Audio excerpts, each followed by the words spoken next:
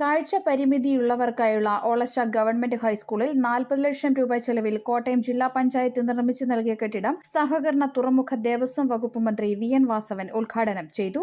School തല പ്രവർത്തനങ്ങളുടെ ഉദ്ഘാടനവും മന്ത്രി നിർവഹിച്ചു. സ്കൂളിനെ മികവിന്റെ കേന്ദ്രമായി ഉയർത്തുന്ന നടപടികൾ പുരോഗമിക്കുകയാണെന്നും വിദ്യാർത്ഥികളുടെ ബോർഡിംഗ് അലവൻസ് വർദ്ധിപ്പിക്കുന്ന കാര്യം സർക്കാരിന്റെ ശ്രദ്ധയിൽപ്പെടുത്തുമെന്നും മന്ത്രി പറഞ്ഞു.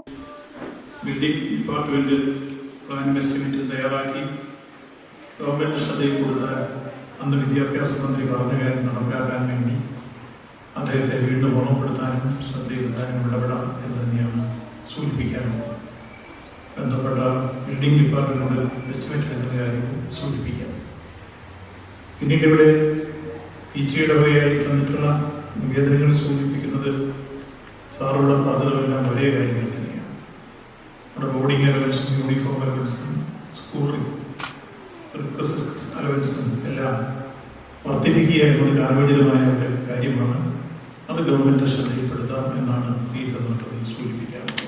ചടങ്ങിൽ ജില്ലാ പഞ്ചായത്ത് പ്രസിഡന്റ് കെ.വി. ബിന്ദു അധ്യക്ഷത വഹിച്ചു. Ettumanoor block panchayat president Arya Rajan, Aymanam grama panchayat president Viji Rajesh, ജില്ലാ panchayat secretary K J. Joy, school head master E J. Kurian, PTA. President P. Jayakumar, senior assistant S. Sreelathakumari എന്നിവർ പ്രസംഗിച്ചു. കാഴ്ച വൈകല്യമുള്ള കുട്ടികൾക്ക് വേണ്ടി പൂർണ്ണമായും സർക്കാർ ഉടമസ്ഥതയിൽ പ്രവർത്തിക്കുന്ന കേരളത്തിലെ ഏക ഹൈസ്കൂളാണ് ഒളശയിലേത്.